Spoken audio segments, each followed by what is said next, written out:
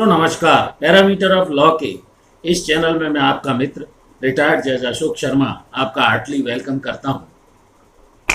आज मैं एक महत्वपूर्ण विषय जो इस वीडियो में बताने जा रहा हूं, कुछ मित्रों द्वारा ये पूछा गया है कि सर क्या कोई भी डॉक्यूमेंट्स को असल दस्तावेज यदि गुम हो गया है तो कैसे प्रमाणित न्यायालय के समक्ष किया जा सकता है।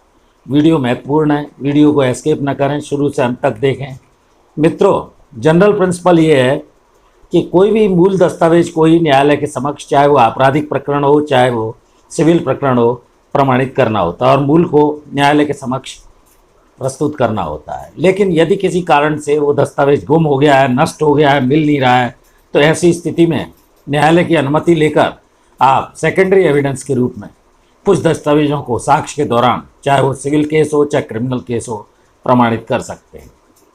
यदि दस्तावेज मिल नहीं रहा है, गुम हो गया है, नष्ट हो गया है, तो इंडियन एविडेंस एक्ट 1872 की धारा 64 में ये प्रोविज़न है कि जनरल प्रिंसिपल के अनुसार दस्तावेज का असल न्यायालय में प्रस्तुत होना और प्रमाणित करना आवश्यक होता है।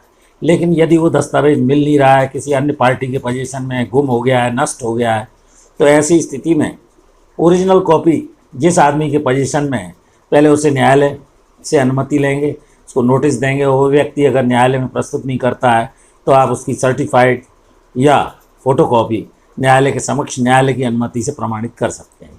दूसरा, कोई रिटन अगर कोई एग्रीमेंट है, ऐसी कोई वसीयत है, सेल डीड है, कोई अन्य दस्तावेज है, पार्टनरशिप डीड वगैरह, तो लिखित में यदि वो व्यक्ति स्वीकार कर लेता है तो उसको पार्टी का, चाहे वो एग्रीमेंट हो, डीड हो, प्रमाणित करने की ज़रूरत नहीं रहती है। या यदि कोई भी असल दस्तावेज नष्ट हो गया है, मिल नहीं रहा है, गुम हो गया है, तो ऐसी स्थिति में न्यायालय की अनुमति सबसे पहले लेनी होगी। उसके बाद न्यूज़पेपर और एफिडेविट जिसमें भी वो प्रकाशित कराया गया था कि नष्ट हो गया है, मिल नहीं रहा है, न्यायालय की अनुमति लेकर उसकी डॉक्यूमेंट की गुम हो जाने की रिपोर्ट को प्रमाणित किया जा सकता है और वो सेकेंडरी एविडेंस या द्वितीयक साक्ष्य के रूप में धारा 65 इंडियन एविडेंस एक्ट के तहत न्यायालय के समक्ष प्रमाणित किया जा सकता है।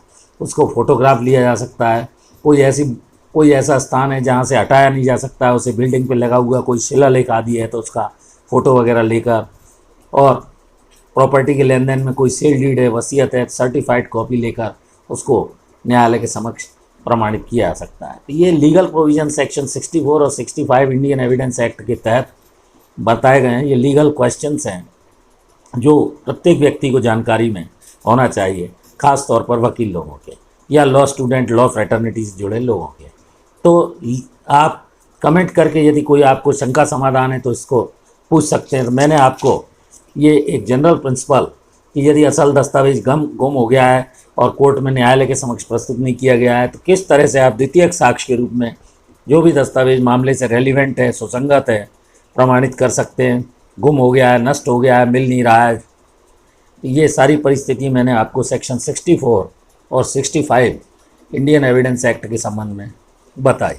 वीडियो महत्वपूर्ण है, इसको आप हेडफोन लगाकर सुनिए, बार बार सुनिए, देखिए, तो आपकी लीगल नॉलेज एनहांस होगी, ऐसा मेरा मानना है।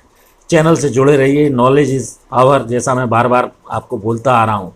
और अभी तक जो भी मेरे सब्सक्राइबर हैं या जो मेरे वीडियोस देख रहे हैं उन सबका भरपूर स्नेह मिल रहा है। मैं हृदय से आप सबका आभारी हूँ।